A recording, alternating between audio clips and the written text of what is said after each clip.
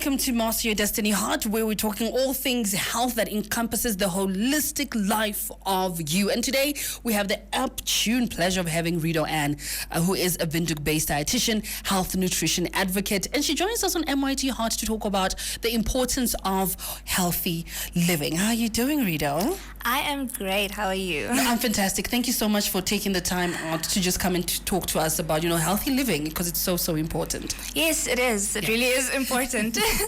But before we get to the healthy part of things, let's get to know you a little bit. Tell us a little bit about you.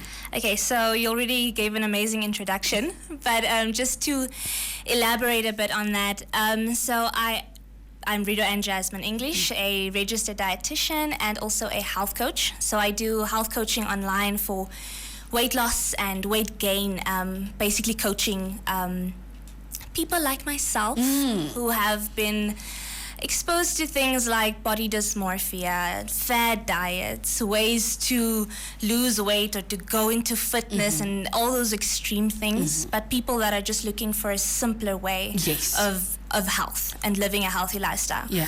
So yes, that's basically what I do, and how I advocate for that is through things like this, through media and my social platforms as well. There's a word that stood out for me, simpler. Yes. Because a lot of us feel like, oh my gosh, getting healthy is so much work. It really is. Like, it's so overwhelming and it's so much work. So how easy would it be then to live a healthy life? Okay, so basically I love to start with the definition of health. Okay, let's just start there. Okay. So my definition, or the definition I go by, is the one of the World Health Organization, which is health is wellness mentally, physically, and then also socially. Girl. So it's not just the physical part. Yes. But it's obviously in the absence of disease as well. But I think we have been, programmed to believe that the physical health is the most important part. True. And that's what makes it difficult. Yeah. That's what makes it difficult, where we feel pressure to go on diets, where we feel pressure to work out for 5 hours or more, just to look physically, a certain way. Yes, physically healthy. Yeah. So I think that's what makes it difficult, is the fact that we completely ignore the other parts of health. We completely ignore the mental parts of it, the social well-being part of it, and if we were to focus on it holistically, I think it would be much easier than feeling like health is a punishment. Yes. Because when we put our body through physical punishment, it becomes difficult and unattainable. Very much so. And expensive.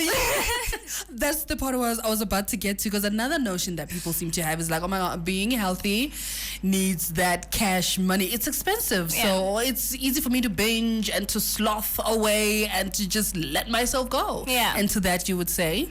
So basically, yes, I would agree that fast foods, they're cheaper. They are cheaper. But let's quickly go to a grocery shop. Let's just mentally go there quickly. How we would go for, options that are not as nutritional. Yeah. Yet those same options have a healthier alternative. I'm going to use bread, because that's our basis, that's our staple, okay? If we go into a shop and we're like, okay, I'm gonna buy bread, our first go is white bread. But brown bread, same price, but healthier because of its nutritional value, because of the fiber that's in there.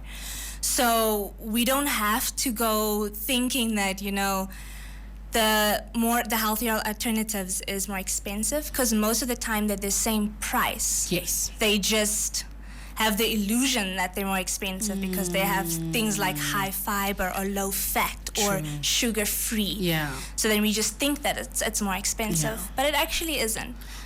How is it that we find ourselves, on fad diets so often? Like, I decide, okay, I want to lose weight. There's a new diet, and then there's this diet, and then we're jumping in and out of these fad diets. How can we counteract that? And why is it that we find ourselves in that circle and in that loop? Okay, so basically, going back now again to that focus on the physical health, right? The physical aspect of it. We often follow diets or go into diets with the attempt to lose weight. So it's either, detoxing cleanses or juice diets or I don't know, 30-day fitness program that boot camps that completely demotivate you for the rest of the year because you did so much now. Yeah. But now on the topic of diets specifically, science has proven that majority of people, actually 70 to 95% of people that go on diets, they tend to lose the weight, of course, because you go into a state of ketosis, which is just your fat being burned. And also you lose a lot of water weight. Okay. So then you get the illusion, ooh, I'm losing weight. Something is happening. I'm getting healthier. Yeah. I'm getting more fit. I'm getting more, quote unquote healthy. But what then happens is people tend to gain back that weight after a few months, after a few years, for various reasons. But number one is the fact that diets aren't sustainable. They give you the illusion of a quick fix, but they're expensive to maintain, firstly. In the long run. In the long run. Okay. So they're not sustainable in the long run. Yeah. Because who has the money to be buying juice cleansers for the whole year? Who has the money to be buying supplements for the whole year? So shakes. Exactly, shakes. It gets expensive to maintain. Yeah. Whereas, and also, gym membership, I'm all for people who gym.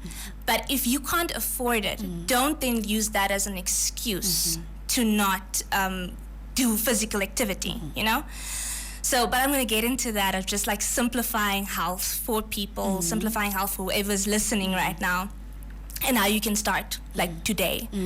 But basically, to round it up about diets, it's just the fact that it's not sustainable long term. Yeah. Let's get to that. How do I, because you stress the importance of stop focusing in just this one area of your life. So simplify it for us, Ridow. How do I get and sustain my health holistically in the long run? Okay, so my philosophy is based on 3 pillars of health, okay? It's nutrition, first of all. It's movement, secondly. And then thirdly, freedom.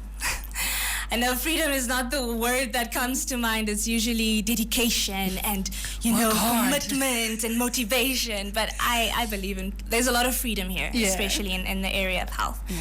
So when it comes to nutrition, things that you can start even doing today is by focusing on just 3 elements. Just to start with, you can go deeper into it, see a dietitian, see a doctor, if you need a specialized approach. But this is just to start today, okay? So the first thing would be going into your cupboard, just being like, okay, what carbohydrates do I have, my starches? What do I have that I can exchange for something all bran or whole wheat or brown? Okay. So you can go to your rice. So white rice, we're shifting to brown rice. Yes, we're shifting to brown rice. White bread, shifting to brown bread. Cereals, those just plain cereals that don't have any nutritional value. Go for high fiber. Okay. Yes, all is bran fine? Yes, bran flakes. all bran. Okay. It is high fiber. Yeah. Keeps your digestive system on par. Even oats is a good porridge. I love oats. They're so filling. So filling. I love me some oats. Oh. Oats cookies especially. Girl. Even if you make them into the little the energy powder, but a homemade one with honey. Yes. We can talk about oats off air forever and ever. Look at you. You're teaching me things now. Awesome. So yes, basically going and making that shift with the carbohydrates first. Yeah. And then along with carbohydrates, also your sugar. Checking where can you cut down on your sugar. So instead of buying, the full sugar soda, buy something that's sugar-free or low in kilojoules. You don't have to now completely take it off the table. Just try something that has less sugar and that has less. What I tried, which I'm not even sure, but I'm just going to ask you since you're a dietitian and you know better. Yeah. I'm obsessed with Oros. So what I do is there's now more water. And my brother said, this is not Oros anymore, it's colored water. Because I tried to cut down and wean myself off it like little by little. So when you said that you don't need to remove it altogether, but just cut down. No, if you love it and if you enjoy it, if it makes you happy, see a way that you can have it either less, in moderation, or healthier alternative. Yeah. Because we're going to end up going back to it anyway. Because we feel like we're punishing ourselves by doing all these things we think we should. Okay? I see. I hear you. So, yeah. So where was I? You were on nutrition Yes. and sugar, and now we're moving on to your second pillar. Yes, my second pillar would be movement. Okay, so movement, and I'm afraid to say exercise because of the stereotypes that's been associated with exercise. We see these IG models, we see how they look on Instagram, and we think we need to do what they do to look the way they look. But it's not sustainable long term if you're not going to do the work that they put in to look that way. Yeah. So an easy way is to ask yourself tomorrow morning when you wake up, how can I move today? Even if it's just getting out of bed, walking to your gate, and coming back. Done. You moved. Yeah. You can now say, well done, I moved today. And it is maybe 10 times more than you moved the previous day for some people, okay? And that motivates you to keep increasing it and increasing it until you're at a level where you're like, okay, I want to do this every single day and ask myself, how can I move for 30 minutes every day? You know what? It reminds me of what my colleague did with me today. He wanted to talk to me. It's like, okay, let's go. We usually just sit outside. Yeah. And then he went, no, let's just take a lap around because, you know, we're in Hypermotor City. It's like a complex. Yeah. He's like, no, we can talk and actually walk. And we took one lap around. And I was like, oh, this is actually quite fun rather than being stationary and at your desk all the time. Exactly. So I love that. Find a way to move. Exactly. I love that. Yeah. I love that. I used to also do that in my lunch breaks. Yeah. Just take a walk. Yeah. It's vitamin D, it's fresh air. Yeah. It's good for your mental health, but it's also good to keep you motivated to do small little movements adjustments every day. Love it. And then the third thing is freedom. So part of freedom is making your own food. You know, we have this thing of thinking that we have to spend in restaurants, we have to spend on cookies and good baked goods and things like that. But if you learn the freedom of food, you can actually find creative ways to make healthy snacks for yourself at home. Yeah. So starting with cookies, if you love cookies, but you don't really love spending money on it, or you would like to use that money to now buy fruits, something else, you know, then by all means, go find YouTube videos. Yeah. Oh, there's so Start many finding. of those. There's so many of them, and you get to save, and you also get to empower yourself to create food for yourself. So yes, that's how I learned my oats meal snack, the bars. Yes. It was so walnuts, oats. You soak it. You would take a little bit of honey, put it into a little square little balls, put it in the oven.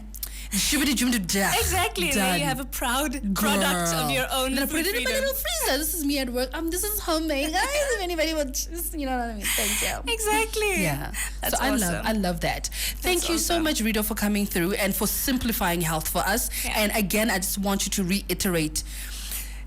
You mentioned, I think it was 5 things. Health is not just the physical aspect, it's what you mentioned, social as well. So just mention those ones again. Okay, so health is, according to the WHO definition, health is not just the absence of disease, it's physical, mental, and social well-being. Wow. Yes. I love that. Yes. Thank you so much for coming. I will be calling you back in. Yes, I would because clearly love that. I need a lot of help in I that would love that. Thank you so much for having me, and keep up the good work of what you guys are doing here. I love it. Thank you. I love so it. much.